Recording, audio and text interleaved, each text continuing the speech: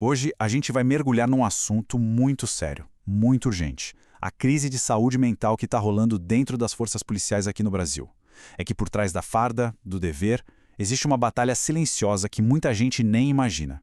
E os números? Os números revelam uma verdade bem alarmante. Para começar, eu quero fazer uma pergunta que parece ter uma resposta óbvia, né? Quando a gente pensa nos perigos da profissão de policial, o que vem na cabeça? Confronto, tiroteio, emboscada, certo? Só que pela primeira vez na história, a resposta para essa pergunta mudou. E mudou de um jeito drástico. E tá aqui a resposta. Olha só que chocante. Em 2023, pela primeira vez, os dados mostraram que o maior inimigo de um policial não estava na rua, mas dentro dele mesmo. Enquanto 127 policiais morreram em confrontos, um número absurdo de 118 tirou a própria vida. É um marco trágico que força a gente a olhar para além do combate ao crime e começar a olhar para dentro das corporações. Vamos lá para a primeira parte, o inimigo mais letal. Agora a gente vai entender o tamanho e a profundidade dessa crise. A velocidade com que essa crise está piorando é assustadora. A gente está falando de um aumento de mais de 26% nos suicídios em um único ano. Isso não é só uma variação estatística, sabe? É um sinal de alerta piscando em vermelho, mostrando que um problema sistêmico está chegando no limite. E bem no coração dessa crise, tem uma questão cultural muito forte. A identidade do policial é toda construída em cima da ideia do guerreiro casca-grossa, aquele cara que aguenta tudo, que não pode fraquejar. E numa cultura que valoriza a força acima de qualquer coisa, admitir que está com uma dor psicológica, nossa, é visto como fraqueza. E esse silêncio, ele é literalmente mortal. Agora, a segunda parte. O luto nas sombras. A gente vai focar no impacto humano disso tudo, naquelas pessoas que ficam. Porque quando a morte vem por suicídio, o luto acontece de um jeito diferente, sabe? Um luto silencioso, cheio de estigma.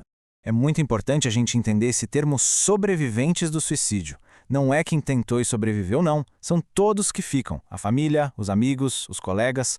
Eles carregam uma dor que não é só da perda, mas também a da culpa, do estigma e, como a gente vai ver agora, de um sentimento de abandono total por parte da instituição. E a diferença no tratamento que a instituição dá é brutal. De um lado você tem um policial que morre em confronto, ele é um herói, recebe todas as honras. Do outro lado tem o policial que sucumbe a uma doença mental e ele é completamente esquecido. A instituição para a qual ele dedicou a vida simplesmente vira as costas. Não tem honraria, não tem cobertura de custo, não tem seguro de vida para a família, nada. E acho que nada traduz melhor esse abandono do que as palavras da Laís, que era viúva de um sargento. Nem uma bandeira, nada botaram. É o desamparo em uma frase. A ausência de um simples símbolo de reconhecimento pelo serviço que ele prestou transforma o luto numa experiência de rejeição. Uma rejeição profunda.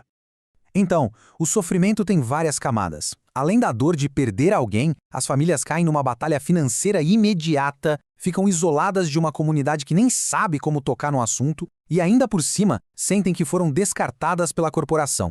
É devastador. Vamos para a terceira parte, a resposta institucional. Bom, com um cenário desses, algumas iniciativas começam a aparecer.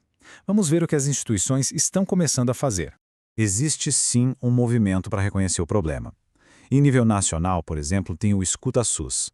Nos estados, programas como o Prumos, lá no Paraná, estão se destacando. E dentro das próprias polícias, como a PM de São Paulo, a gente já vê a criação de manuais e protocolos.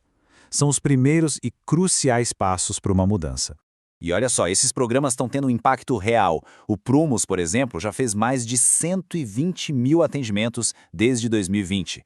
Isso mostra a demanda gigantesca que estava ali reprimida por cuidado com a saúde mental. E em nível federal, a história se repete. O Escuta SUS, em menos de um ano, já passou dos 10 mil atendimentos. Fica muito claro que quando a ajuda é oferecida de um jeito fácil e sigiloso, os profissionais de segurança vão atrás desse apoio. E a abordagem do Prumos é muito inteligente. Eles sacaram que a saúde do policial está totalmente ligada à saúde da família dele. Então, ao dedicar 40% dos atendimentos para os familiares, o programa não está só tratando o indivíduo, está fortalecendo toda a rede de apoio em volta dele. É uma forma de atacar diretamente aquele problema de abandono que a gente viu antes. Quarta e última parte, além das recomendações. A pergunta que não quer calar é: essas iniciativas, por mais importantes que sejam, elas são o suficiente? Vamos para uma análise um pouco mais crítica agora. Essa citação resume bem o ponto central da crítica. Essa cultura do guerreiro acaba impedindo que se criem políticas de saúde de verdade, que sejam permanentes e que tenham dinheiro garantido.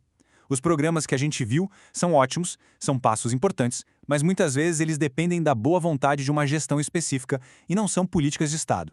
Os especialistas têm até um nome para isso, legislações álibis. Sabe o que é? São aquelas leis que ficam bonitas no papel, que recomendam criar apoio psicológico, mas que não obrigam, não destinam verba, não fiscalizam. Elas acabam servindo como um álibi para o governo dizer que está fazendo alguma coisa, enquanto a crise na prática continua crescendo. Isso nos leva à grande questão final dessa análise. Diante de uma cultura institucional tão resistente, de um problema de saúde pública desse tamanho, será que programas voluntários que não são padronizados podem mesmo virar o jogo? Ou eles são só um band-aid para uma ferida que exige uma cirurgia profunda? Então, o caminho a seguir exige uma mudança de mentalidade. Primeiro, tem que obrigar. Apoio à saúde mental tem que ser lei, não só uma recomendação. Segundo, unificar. É preciso criar uma política nacional, padronizada, com orçamento garantido. E talvez o mais importante, acolher. Exigir por lei que as políticas institucionais amparem as famílias, os sobreviventes, para que nenhuma outra viúva tenha que dizer aquilo, nem uma bandeira, nada botaram. A guerra interna dos nossos policiais só vai ter fim quando a saúde mental for tratada não como uma opção, mas como parte essencial do serviço.